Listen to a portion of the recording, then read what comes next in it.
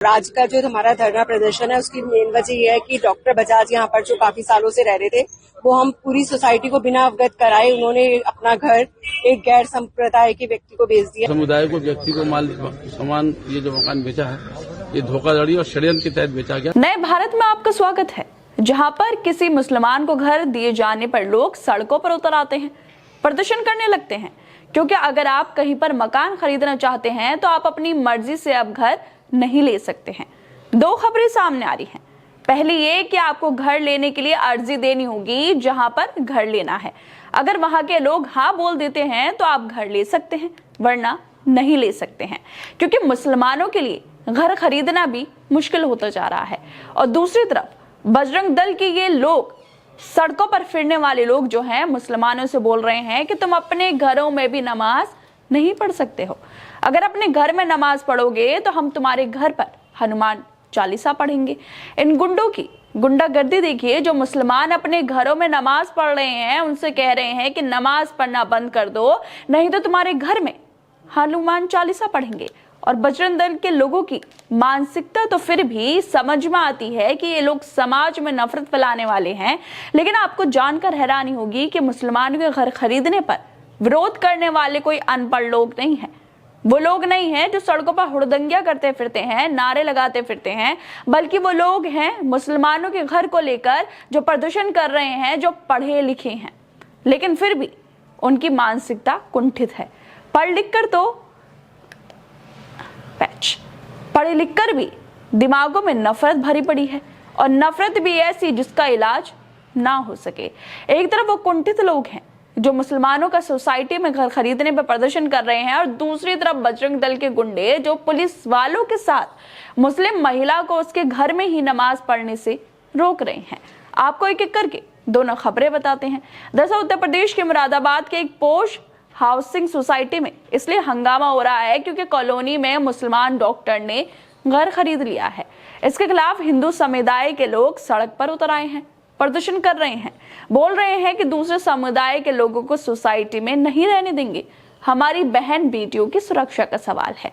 मतलब एक मुस्लिम डॉक्टर दंपति डॉक्टर यूसुफ और डॉक्टर इकरा चौधरी ने घर खरीद लिया, तो सोसाइटी के कुछ कुंठित लोग बोल रहे हैं कि यह हमारी बहन बेटियों का सवाल है, गैर समुदाय के लोगों को रहने नहीं देंगे। क्या कहेंगे आप ऐसे लोगों पर? क्या ये लोग वाकई सोसाइटी में रहने के लायक हैं? क्या ये लोग वाकई पढ़े लिखे हैं? इनके दिमागों में नफरत भरी हुई है। हंगामा करते ही इन लोगों के कई वीडियो भी वायरल हो रहे हैं, जिसको लेकर सोशल मीडिया पर विपक्ष से लेकर पत्रकार तक डॉक्टर यूसुफ और डॉक्टर इकरा चौधरी के घर खरीदने को लेकर प्रदर्शन कर रहे हिंदू समुदाय के लोगों पर अपनी राय दे रहे हैं और लिख रहे हैं कि अगर ऐसा ही कुछ काम मुस्लिम समुदाय के लोग किसी कॉलोनी में करते तो प्रशासन का क्या रवैया होता। यकीनन स्थानीय प्रशासन अभी तक बुलडोजर चला चुका होता, लेकिन इधर मामला हिंदू समुदाय से संबंधित है तो कुछ नहीं होगा, सब गुनाह माफ है। अब आपको एक वीडियो दिखाते हैं। इस वीडियो को देखिए, जिसमें ये महिला अपना नाम मीरा अरोड़ा बता रही है। वो कहती है कि गैर संप्रदाय के व्यक्ति को यहाँ रहने नहीं देंगे, हमारी बहन बेटियों की सुरक्षा का सवाल है। इनकी बात सुनकर हैरानी होती है कि कैसी मानसिकता है इनकी। इनके अलावा भी और भी वीडियो वायरल हो रही हैं, जिसमें लोग कह रहे हैं ये जो मकान बेचा गया है ये धोखाधड़ी और षड्यंत्र करने के लिए, सोसाइटी के लोगों को परेशान करने के लिए बेचा गया है। कॉलोनी के गेट हम खुलने नहीं देंगे। ये कॉलोनी वालों ने तय कर लिया है, इस कॉलोनी में दूसरे समुदाय के व्यक्ति को घर नहीं बेचा जाएगा। मतलब मुसलमान को घर बेचना षड्यंत्र हो गया है। मुसलमानों को ये सोसाइटी में नहीं रहने देंगे। कहां से पढ़े लिखे हैं ये लोग अपनी पढ़ाई का नाम भी खराब करवा रहे हैं। डॉक्टर अशोक बजाज ने अपना मकान एक मुस्लिम डॉक्टर दंपति डॉक्टर यूसुफ और डॉक्टर इकरा चौधरी को बेच दिया था, लेकिन इन लोगों के प्रदर्शन करने से पता चल रहा है कि पढ़े लिखे लोग भी जाहिल हो सकते हैं। जाहिल भी दुनिया में पाए जाते हैं जो पढ़े लिखे हैं।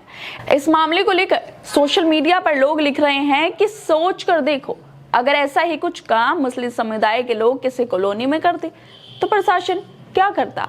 यकीनन जो स्थानीय प्रशासन है वो पूरी कॉलोनी को पुलिस छावनी बनाकर अभी तक दहशतगर्द घोषित करके सभी घरों को बुलडोजर के नाम पर ध्वस्त कर चुके होते। मगर इधर मामला हिंदू समुदाय से संबंधित है तो कुछ नहीं होगा, सब गुनाह माफ है। जिस मुरादाबाद में आधी आबादी मुस्लिम समुदाय की हो, वहां पर ये हिंदू कॉलोनी वाले निवासी अपने मुस्लिम विरोधी कुंठा में किसी भी मुस्लिम व्यक्ति से कोई संबंध नहीं रखते होंगे। इसके साथ ही किसी भी काम में किसी भी मुस्लिम व्यक्ति का सहयोग नहीं लेते होंगे। सीधा मंगल ग्रह से इनका आदान प्रदान चलता होगा। खैर, इस नए भारत की बेहद शुभकामनाएं, जहां पर खुलेआम कुछ हिंदू कॉलोनी वाले सीधे तौर पर गैर संवैधानिक काम पूरे डंकी की चोट पर कर रहे हैं, जिसमें सीधे मुसलमानों के बहिष्कार की बात हो रही है। एक मुस्लिम दंपति के प्रॉपर्टी का मालिक होने के बावजूद भी कॉलोनी में घुसने देने की धमकी दे रहे हैं। इस घटना के सामने आने के बाद कांग्रेस नेता सुप्रीशनीत ने भी ट्वीट करते हुए कहा है कि मुरादाबाद में एक डॉक्टर अशोक बजाज ने अपना मकान मुस्लिम दंपति डॉक्टर यूसुफ और डॉक्टर इकरा चौधरी को बेचा। इसके बाद मुरादाबाद की स्पोर्ट्स हाउसिंग सोसाइटी में हंगामा बरपा। सोसाइटी के पढ़े लिखे लोगों ने जमकर विरोध प्रदर्शन किया, क्योंकि सोसाइटी के लोगों के अनुसार गैर संप्रदाय के डॉक्टर से सुरक्षा संबंधी चिंताएं होंगी। ऐसे जाहिलों की जमात से एक सवाल है, अगर एक दिन जान बचाने के लिए इमरजेंसी में एक डॉक्टर की जरूरत हुई और सिर्फ यही मुस्लिम डॉक्टर मिले तो क्या करेंगे? असल में तो डॉक्टर दंपति को इन जैसे नफरती लोगों से खतरा है। ये हाल बना दिया है मेरे देश का नरेंद्र मोदी ने। द हिंदू की diplomatic affairs editor Suhasini Haidar लिखती हैं कि जो लोग यहाँ केवल पड़ोसी देशों में सांप्रदायिकता की निंदा कर रहे हैं, उनके लिए अच्छा होगा कि वो खुद को आईने में देख लें। वैसे दोस्तों, जिस तरह से बांग्लादेश में जो हालात हो रहे हैं, वहां पर अल्पसंख्यकों पर जो हमले हो रहे हैं और जो यहाँ के लोग उसको लेकर आवाज उठा रहे हैं, फिर वो किस मुंह से आवाज उठा रहे हैं, जबकि भारत में खुद अल्पसंख्यकों के साथ उनकी सोसाइटी में अगर वो मकान ले लेते हैं तो उनके ऐसा बर्ताव किया जाता है, प्रदर्शन किए जाते हैं, बोल दिया जाता है कि सोसाइटी में अंदर नहीं आने देंगे, गेट बंद कर देंगे, आपने मकान कैसे ले लिया, हमारी बहन बेटियों को तो खतरा हो गया है। तो यही लोग फिर किस मुंह से बांग्लादेश में जो अन्याय हो रहा है अल्पसंख्यकों के साथ उस पर आवाज उठाते हैं, जबकि भारत में खुद ये लोग मुसलमानों के साथ इस तरह का बर्ताव कर रहे हैं जो सिर्फ नफरत फैलाने वाला है, जो सिर्फ दिखाता है कि इन लोगों की मानसिकता कैसी है। कैसे ये लोग बोल रहे हैं कि आप मकान खरीदने के बाद भी, मालिक होने के बाद भी सोसाइटी में नहीं रह सकते हैं, क्योंकि हम प्रदर्शन करेंगे, आपको घुसने नहीं देंगे, क्योंकि ये तो सोसाइटी हमारी है। आपको मकान लेने का हक किसने दिया? हमसे पूछना पड़ेगा जो भी यहाँ पर मकान लेगा। अगर मुसलमान है तो पहले पूछना पड़ेगा कि मकान लिया जाए या ना लिया जाए। अगर ये लोग मना कर देते हैं तो आप मकान नहीं ले सकते हैं, क्योंकि आप मुसलमान हैं। लेकिन यही लोग फिर बांग्लादेश पर आवाज भी उठाते हैं। अब आपको बताते हैं कि कैसे उत्तराखंड के टिहरी गढ़वाल के नरेंद्रनगर में पुलिस के समर्थन से बजरंग दल के लोग मुस्लिम महिला के घर जाते हैं और उससे बोलते हैं कि नमाज मत पढ़ो।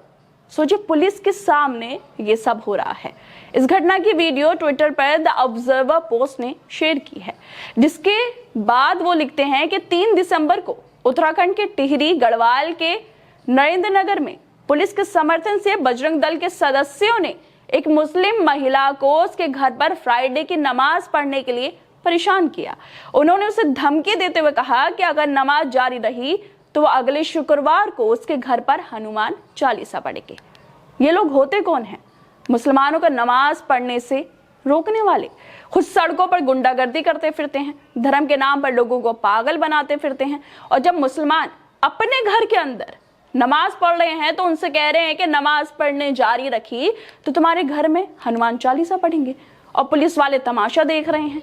पुलिस वाले इन गुंडों के तमाशा देखने के लिए क्या ये कुछ भी बोलेंगे? और जो पुलिस वाले कार्रवाई करने की बजाय कानून का मजाक बना रहे हैं, मतलब ये गुंडे कुछ भी बोल रहे हैं कि तुम्हारे घर में घुस के हनुमान चालीसा पढ़ेंगे।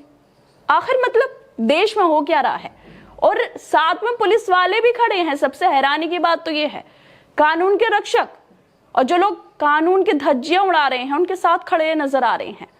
एक महिला मुसलमान अपने घर में नमाज पढ़ सकता है, ये लोग आकर बोल रहे हैं कि तुम अपने घर में भी नमाज नहीं पढ़ सकते हो। इस मामले को लेकर राइटर अपूर्वानंद ने ट्वीट करते हुए लिखा है कि बजरंग दल के गुंडों का समर्थन करने वाले पुलिसकर्मियों को सुनिए। वह मुस्लिम घरों और उनकी गतिविधियों को नियंत्रित करना चाहते हैं। राज्य उनका समर्थन कर रहा है। सोचिए पुलिस वाले गुंडों का साथ दे रहे हैं, तो ये पुलिस वाले कौन हैं? फिर आप लोग खुद ही सोच सकते हैं। खैर दोस्तों, जिस तरह से ये घटनाएं सामने आ रही हैं वो बेहद हैरानी वाली हैं, चिंता वाली है कि एक तरफ लोग बांग्लादेश की बात भी कर रहे हैं कि वहां पे अल्पसंख्यकों के साथ बुरा हो रहा है, हिंदुओं के साथ बुरा हो रहा है, लेकिन दूसरी तरफ भारत के अंदर मुसलमानों के साथ सोसाइटी में घर नहीं लेने देंगे, आपको अपने घरों में नमाज भी नहीं पढ़ने देंगे, ऐसा बजरंग दल वाले बोल रहे हैं।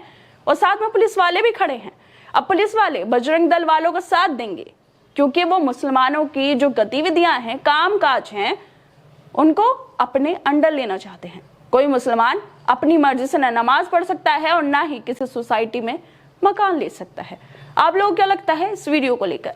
हमें अपनी राय जरूर दें और बाकी तमाम खबरों को देखने के लिए जुड़े रहिए हमारे साथ।